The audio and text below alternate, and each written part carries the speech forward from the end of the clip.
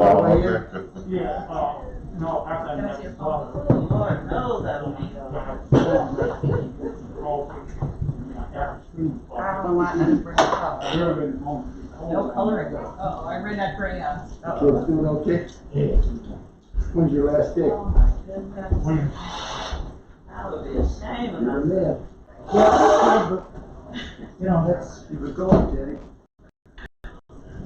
Good morning. How's everybody? Good morning. Good morning. Come on. Oh, my gosh, it's a shame. I'm All right, good morning, saints. Good morning. It's 9:30 on this lovely Sunday morning. Let's go to our Father in prayer, shall we? Our Father and our God, thank you for this wonderful opportunity to assemble ourselves on the first day of the week and to study your holy and divine word, a word that is able to direct our steps and to train us in righteousness, to correct and reproof, rebuke, and make the man of God thoroughly equipped. We pray, Father, that you would be with us, cause our hearts and minds to receive this word and produce fruit in due season. Be with those that are on their way, and we pray, Father, that we will be encouraged and edified by the things that we hear and see this morning. It's in Jesus' name that we pray. Amen. All right, once again, there's some pretty good slides that are going to be on our presentation, and if you are one of those individuals, we have several who'd like to have a copy of those slides. You are welcome to take a picture of the slide, but an even better copy, more better quality, would be to just pull it down and copy it right from the digital bulletin. And that's what this QR code does. If you scan it with your smartphone, it will take you right to our digital bulletins page. And on that page, you can choose December 19th, this is, right? Sunday school, and then every slide that you're going to see on the monitor is also available on the bulletin as well. Okay? So with that being said, let's get right into our lesson. If you remember, we are talking, we're in a series right now of 12 lessons that deal with Bible warfare, how to defend your faith. And what we've been doing is taking a lot of the questions that Church of Christ members have that stump them as they are sharing their faith, or just questions that they have that stump them in trying to exercise their faith. All right? And so we've gotten to lesson number 9 here, and lesson number 9 deals with how other religions look at salvation. And this is a good study for us because when we're talking to people who are not necessarily considering themselves as Christians, it's a good idea for us to understand where they are coming from. And then last week, we began by talking and understanding that any study of religion is generally done geographically, all right? So when you see terms like Near Eastern religions, that's because these religions generally had their beginnings and also their practices in that geographical location, in that region. And so we looked at Zoroastrianism last week, we looked at Judaism last week, and Christianity were the three that we looked at that were considered Near Eastern religions.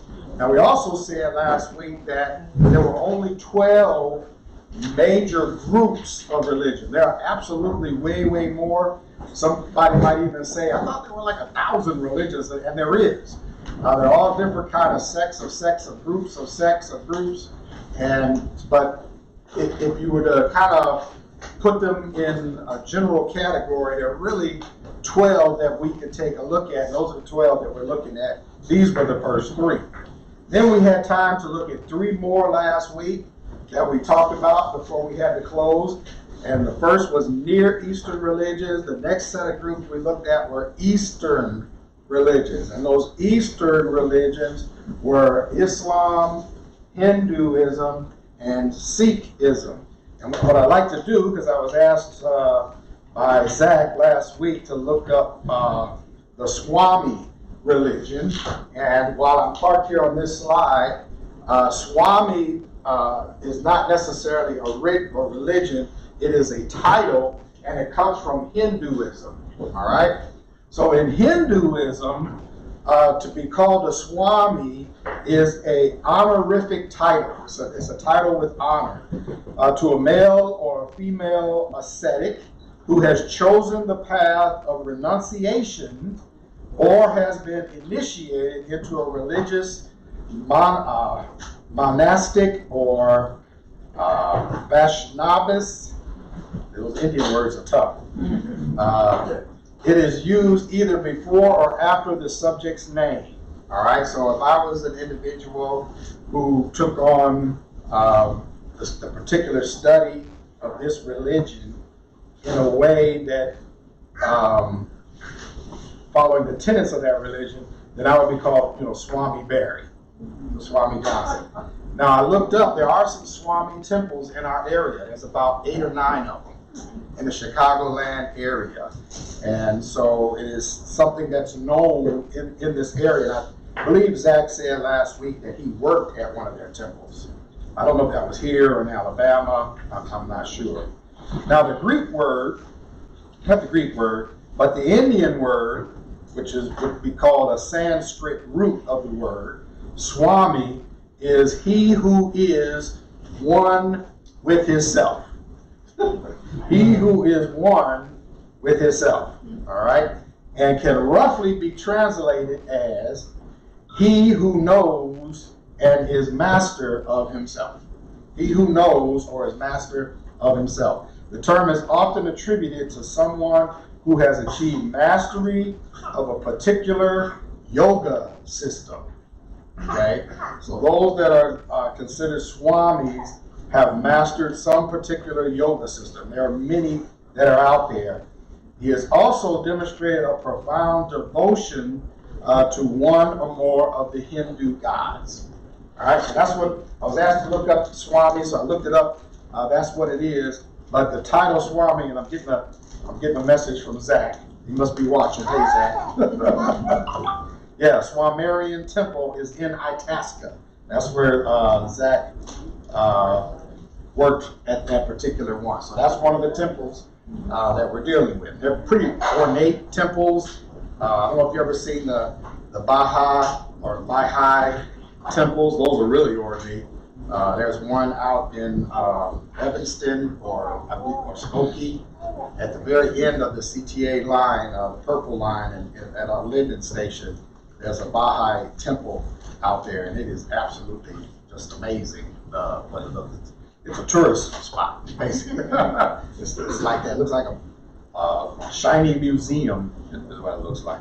All right, so that's where Swami comes from. That's that's one of those sects of Hinduism, and that's why we're not taking time looking at each individual sect, right? But it comes underneath basically what Hinduism is. All right, so let's move on, because we got 6 more of these groups to look at today. All right, we've already looked at those 6, the Far Eastern religions and the Eastern religions. So now we're going to take a look at Far Eastern religions, some other Far Eastern. Oh, these are far, not near. Far Eastern religions. And the first one is Confucianism. Okay? Now, Confucianism is not particularly a religion. All right? Yeah. But it's kind of looked at and studied in that way. It comes from China. It's not strictly a religion. It's more of a social system. All right? It's a social system that promotes social conformity and harmony. Confucianism believes that virtuous living fostered by conformity and harmony will give you heaven on earth. Okay? So Confucianism is all about conforming and finding harmony so that you have heaven on earth. All right? When people conform to the right way of living, they will create a society that works well, and that society that works well is a paradise. It's a social paradise.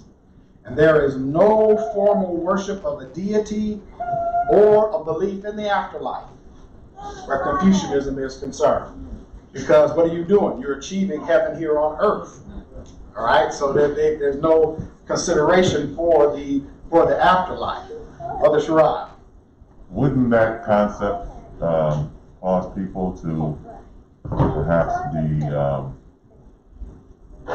aggressive at trying to gain monetary gain, position, and power, because it's like now or never? It depends more on the teachings of Confucius.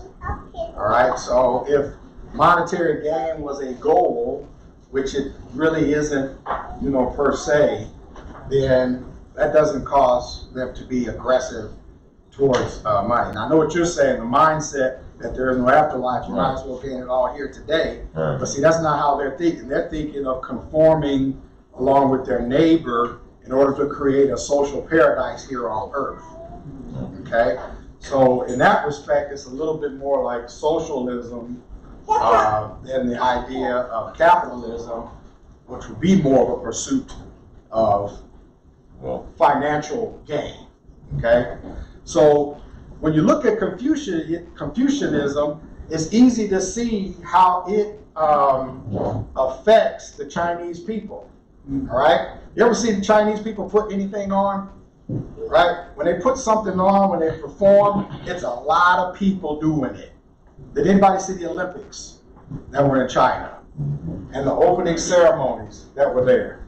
It was absolutely amazing that they had like 10,000 people performing like one move. Right? They were all doing, and all 10,000 were doing the same thing. And so that's Confucianism. That's Confucianism that has infiltrated the thinking of the Chinese people and their government even. So that thought that's prevalent in their society works well for communism in China, because the people already have a mindset of conformity. They're conforming to one ideal, and in that one ideal, finding balance in that one ideal, and then that balance allows them to have paradise on earth. Okay? And those that don't conform, they come over like pigs. And those that don't conform. Now that's not Confucianism. That's the government. It's Confucianism. We're studying religions, not governments, and it's the religion that the government is using to their benefit. Okay, that the idea that you're supposed to conform. So they have a lot of hands, a lot of people that are trying to do the same thing.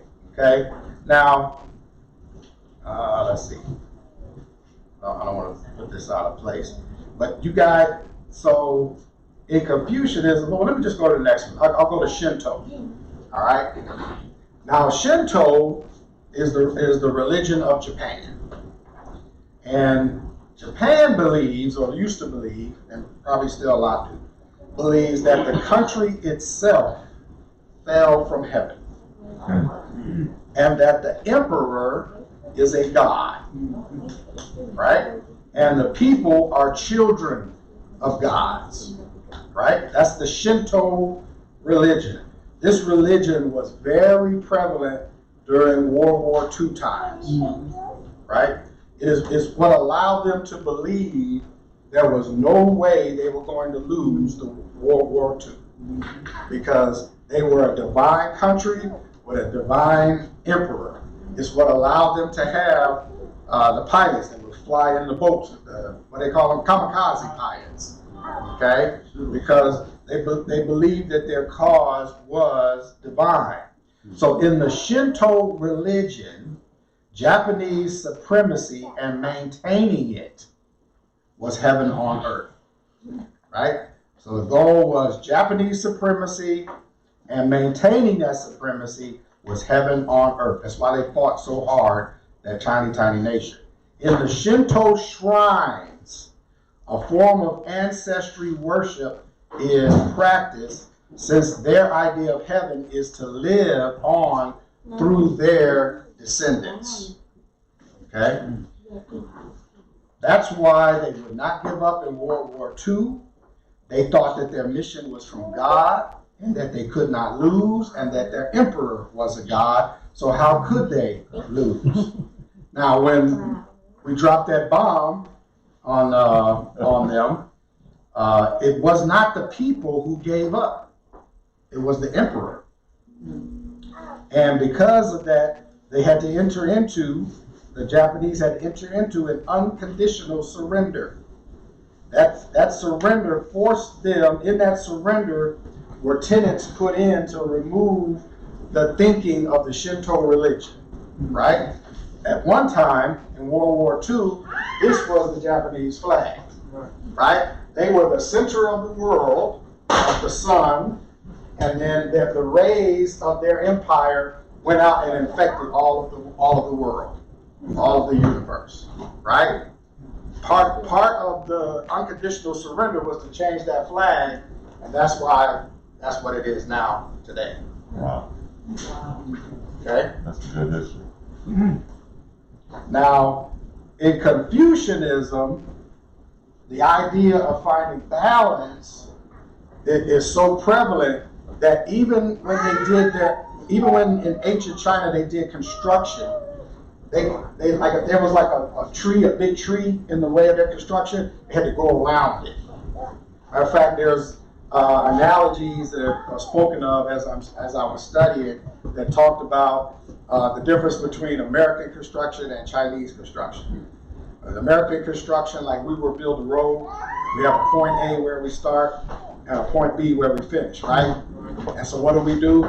We bulldoze our way from point A to point B. And because we understand that the shortest point between two lines is a straight line. Okay?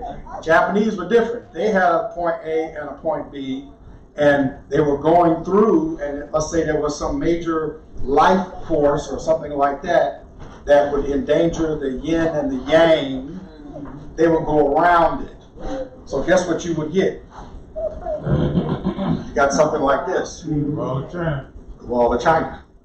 Anybody ever see that? This is the only man-made object that can be seen from space.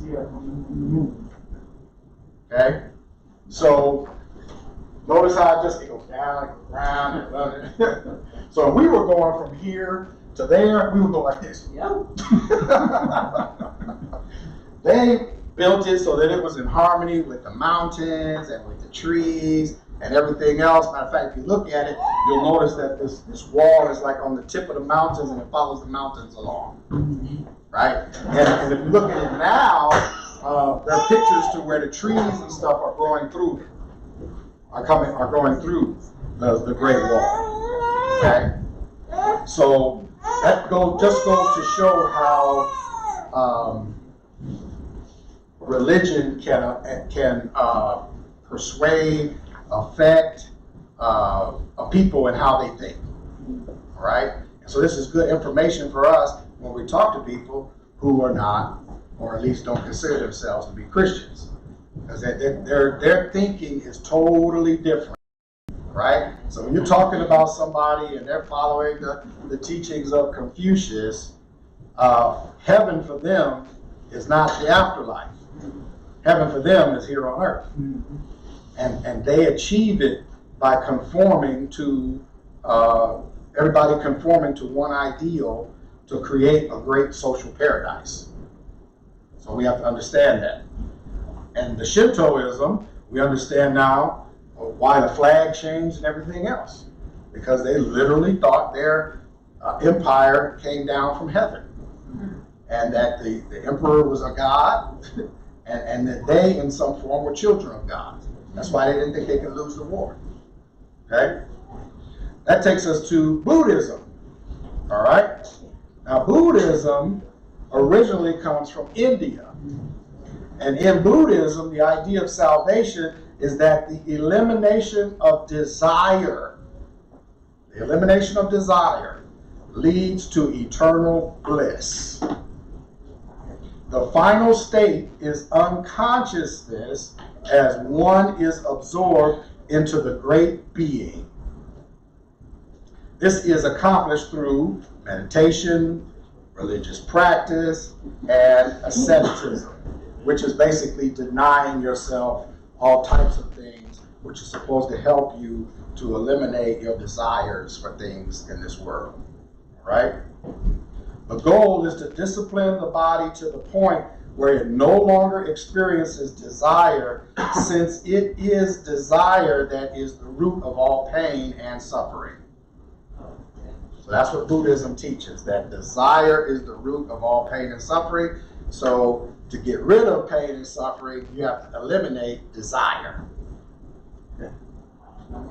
Okay? So when you're talking to somebody that's a Buddhist, that's a whole lot different than, trying to tell them, you got to repent and be baptized. You got to understand where they're coming from. Their idea of salvation is totally different than ours, right? And everything where Buddhism is concerned, and all of these that we're talking about, is all up to the individual. The individual has to achieve something, right? The last one on our page here is Taoism, or Taoism, however you want to say it. It's said both ways. Taoism originates from China and also Japan, all right? And it is a type of belief or a way of thinking about life. It's a very, very old way of thinking. It's at least 2,500 years old and said to be a philosophy. So somebody, if you were to say to somebody, but you believe in Taoism, that's not a religion, it's philosophy. So people try to escape that whole thing that way. So instead of spending a lot of time trying to explain what Tao is, Taoists focus on living a simple and balanced life in harmony with nature. Okay? It is a religion that strives for balance in life. So in that way, it's similar to Confucianism.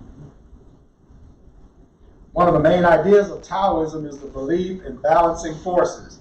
It's in Taoism where the whole yin and yang theory is developed. And then it goes out and it's affected other religions. These ideas represent matching pairs, such as light and dark. All right, and then you're supposed to find balance in that. Light and dark, hot and cold, action and inaction, which work together towards a universal whole, which is the main goal of this practice. So you have to find balance in order to achieve any type of salvation or any type of heaven on earth idea again, okay? Taoists have no deity, no worship rituals. The main activity is the effort to be in harmony with Tao, so that way you wind up living balanced lives. So that's the pursuit of Taoism. It's not to go to heaven, it's about having a balanced life here on earth. Yes? Live in harmony with Tao. So what's Tao? The universe or something? Tao will be the religion, will be the philosophy. That's the name of the philosophy that Taoists follow, is Tao. That's why we call it Taoism or Taoism. Mm-hmm. So that's just the name of the philosophy. So they just go with the flow. Yeah. Yeah, they try to find the balance in the flow. Okay. Okay? They got the yin and the yang. So in Taoism, in order to find the balance, you have to find the opposites. Like I mentioned, light and dark, hot and cold, that kind of thing. And then you work in the balance of those two things. I remember the yin and the yang. The dark was the yin, which was female, and the yang was the male, which was white. Something stupid like that. Yes, that's not exactly, that's the idea. Okay. Yeah, that's the idea. You all have seen the yin and yang symbols before, right? Mm-hmm. Okay, so we know what all that looks like. Okay. All right, so that's the Far Eastern religions, generally very, very old, and they have influenced, that's the word I was looking for earlier, they have influenced their societies greatly, right? So when we're talking to people from these places, from these geographical locations, we need to understand how they perceive salvation. When we talk about salvation, we're picturing one thing. Yeah. When they're considering our word salvation, they're thinking something totally different. Okay? And so it just helps to understand what those are. So which one's the largest? Next to atheism, which one is the largest? Oh, Probably Buddha. well, as a strict religion, Christianity and Islam are like neck and neck. Okay. They're like neck and neck. Matter of fact, it's predicted that Islam will be the world's dominant religion very soon. Probably in the next 10 years. Okay? Yeah, Dan. So what we're saying is, what you're saying is that they have nothing to do with the Bible or Jesus Christ. That's exactly right. I'm definitely saying that. Yeah, their sources for authority are not the Old and New Testament, are not the scriptures at all. There's personal authority that's involved, and there's natural authority that's involved. Okay, so they look to nature. A lot of these religions look to natural things that are found in nature as part of their authority for what they do in life. Okay? All right, so the last two we're going to take a look at are some big ones as well. Paganism and atheism. All right? Now, paganism is a religion. Don't let people tell you otherwise. And there are several sects of paganism. One popular one today in our country is Wiccan. Anybody ever heard of Wiccan? Co-worker. Co-workers Wiccan? Yeah, that's a pagan religion. All right? There are forms of paganism everywhere. Voodoo is a pagan religion. Okay? Witchcraft, pagan religion, and that's what the Wiccan religion is. Anything that deals with the magic arts is a pagan religion. Anything that deals with the worship of nature is a pagan religion. Nature worship is the type of religion that was also practiced by Native Americans here in the United States, and also in other places where the subject of worship is the land, the air, the trees, the water, the stars, all that type of thing. Okay? So pagan religions are very diverse and will be considered all those religions that fall in that type of description. The main idea in paganism is that man manipulates the spirits and his surroundings. Okay? The main idea in paganism is that man manipulates the spirits or the unseen forces in nature, and they do it through various incantations and rituals.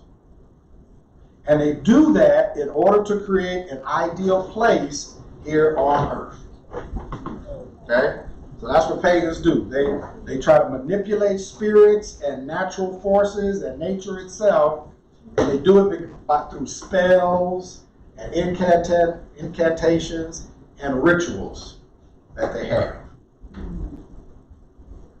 That would be considered a pagan religion.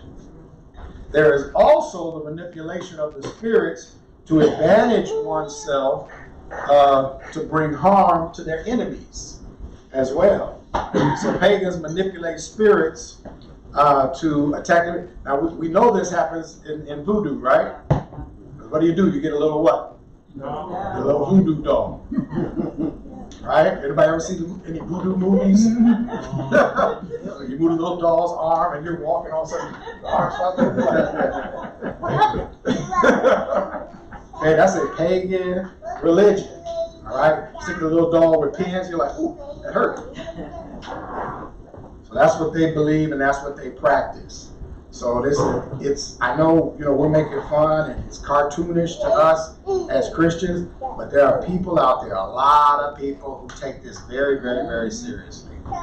Very, very, very seriously. Okay? So, just be on your guard when people tell you, okay, this is, you can't find love in your life, this is what you need to do. You need to drink this root, sprinkle this in your water, and you're going to drink this, and your karma is going to change, and this is going to draw a man to you. Okay, that's paganism. We have to be careful of that, right? Matter of fact, what's the thing that people do now in their homes when they move their furniture around to the best possible? Feng Shui. That comes from Confucianism. That's finding balance with your environment. You move your furniture around so that you get the best airflow and you get the best position in dealing with people. Feng Shui is a Confucianist ideal. Okay? Regina. What about the one where they're going to their ancestors? There's several that do that. Shinto does that. That comes from Japan. A lot of African religions do that. Okay, that they set up ancestral shrines. Chinese, there's a lot of Chinese religions that do that. What was the one Disney movie? Mulan. Mulan. Oh. She had an ancestral shrine that the little dragon came from, and she was praying to the ancestors to help her in her cause. Okay, so all these things have been influenced by religious ideals, and we're going over 12 of those major ideals that are in the world, trying to understand that when we talk to people about Christianity and through this study, hopefully we'll get to see that probably one of the greatest differences in what we believe and what they believe is the idea of salvation. Okay? And so that would make, that's a good point to deal with creatively with people to get them to see a difference. The difference helps. If you remember, not to make it about entertainment, but in that first Matrix movie, it was, you can see the analogies of Christianity and figures being related to Mary Magdalene, Judas, Jesus, John the Baptist, and it was so clear. There was Kung Fu involved, but that it was so clear.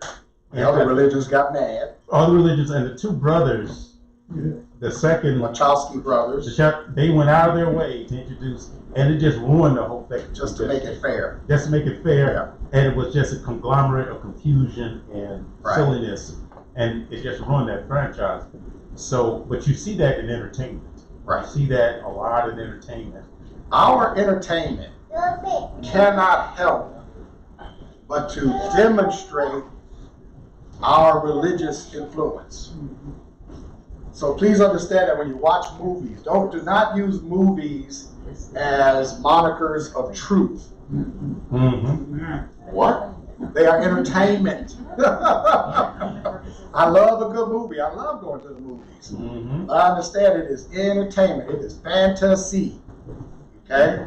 Little Charlotte, you got a question? What's your question? Well, it's not really a question, but speaking of, I know it's very off topic, but speaking of movies, me and Daddy went to the movies. Did y'all go to movies, Charles? You're a good daddy. so please, and also remember that, my young ones, since Charlotte brought that up, when you watch YouTube, all right? Also influenced by whoever, it's a good idea to see who is behind, who's making this video. And if you can understand what their beliefs are, then you can really understand why they're making that movie. Okay? And Use that same principle with commentaries and study Bibles. absolutely. Who put that study Bible together, and what is it they want you to, what conclusion do they want you to come to? I would probably say that right now, in our modern world today, the two biggest influences of media in our world today are paganism and atheism. Yes. Without question. All right? So let's talk about atheism real quick. All right? Now, atheists believe that mankind is the highest form of life and there is no God. Right? Heaven, there's no heaven, since there's no God, there's no heaven, there's no salvation beyond the material world. Atheists believe in the material world, and that's it. Right? So if it's not material, then they don't believe in it. Now they are scrambling and struggling right now because of ideals that don't necessarily fit in their material world. Things like love, right? I saw one debate with an atheist and a Christian apologist, and one of the favorite things he likes to do, and I think I've done it from the pulpit once before, is he asked the audience to close their eyes and to imagine a freshly picked apple, right? And he asked them to smell the apple, and he asked them to touch the apple. And then he asked them to bite the apple. And then he said, what did it taste like? And obviously people were able to do that in their minds. And his whole point was, now none of that was material. So if all that exists in the world is material, then how are we able to do exercises like that? Okay? So atheists only believe in the material world, right? Believe in the soul at all. They do not believe in the soul Wow. at all. It's all material. And probably the most popular atheist, Richard Dawkins, has finally been pushed into a corner where he has to say there is no afterlife, there is no free will, the world exists on pitiless indifference. Once we die, that's it. It says if you lived in this world and you had riches, you just had good luck. Now somebody asked him, well, what is luck? Is that material? But that's their stance. The goal is to make the short existence one has here as pleasant as possible using whatever philosophy or system that achieves this optimum state. This applies more to your question before heard than Confucianism. All right? These are the major beliefs of the world and in history concerning salvation. The 12 that we just went through. Go ahead, Herb. Yeah, I haven't, debated an atheist, but I'm starting to see that a lot of the beliefs that people I've had Bible studies with, it's really, they're becoming atheists. Like, for instance, tomorrow I'm going to be meeting a group of men in the Men Living group, and the director, he believes that Jesus Christ existed. He believed that he was born, he walked on earth, and he believes some of the things that Jesus did, but the main thing he doesn't believe is that Jesus died and resurrected from the dead. So if a person doesn't believe that, then they don't believe that Jesus is God, and that would make them an atheist, would it not? If they just partially believe in Jesus? It could make them an agnostic. It could make them an agnostic, but an atheist, would believe there's no God. They could be an atheist also.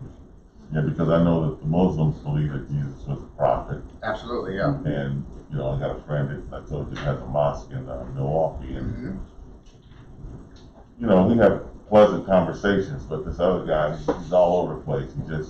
He pieces his belief together as he goes. And that's what a lot of people do unawares. They're putting together what they believe. They're grabbing a little bit from Confucianism, they're grabbing a little bit from Taoism, they're grabbing a little bit from Shinto, and they molded all that into what they believe. Yeah. Okay? Tom. Just because you don't believe in Jesus doesn't mean you don't believe in God. Right, that's why I say agnostic. It could be agnostic or whatever. So you could be a Muslim, because they don't believe Jesus is God and they still believe in a God. Yeah, or the Jews. They're not atheists though. No, but it's not Jesus or atheism. No. And I think that's what Herb's point was, wasn't it? That they were either Christians or they were atheists. And that's what, to some extent, I know there's His point is that going through these religions, we can see that how even people who consider themselves to be Christians are influenced by these older ideals that are out there. That's what I think I'm saying. I think they're just influenced by so much stuff Absolutely. that it tears apart their Christianity. And unfortunately, a lot of us are influenced unawares. by these 12 groups I'm talking about. We have beliefs that are erroneously built on Confucianism or Taoism, whatever the case may be, which is why a study like this is so good. Shirley? I always thought it was so interesting. I don't know. I saw him a long time ago. I know there ain't no heaven, and I pray there ain't no hell. How would you not say there's no heaven and pray? That's the Areopagus. They're wedging their bets. Brother Akins. Paganism and all of these things, whether we want to believe it or not, as you just said, it influences us. We believe in good luck. If I don't do this, my luck won't be with me, and et cetera, and et cetera. All of these things affect us. You're checking your horoscope? Oh, watch out now. Watch out now. I didn't mean to cut you off, Brother Akins. Go ahead, but I just wanted to help make sure. You're getting the point. That's what we need. But our focus should be on the Lord Jesus That's Christ. Right. That's right. Because that's our way to salvation. Yeah, because we'll say, yeah, the Lord favors me, and all those things are ideals that come from erroneous thinking. Okay. Knock out a glitter across your fingers. Yeah, there you go. There you go. So these 12 are the major religions that are out there, and they affect us in ways that we have to study to make sure we're not influenced by them. Okay, to make sure that we're walking the straight and the narrow. Now, all of these ways that we looked at have a view of salvation. All right? Every group aspires to a better life somehow.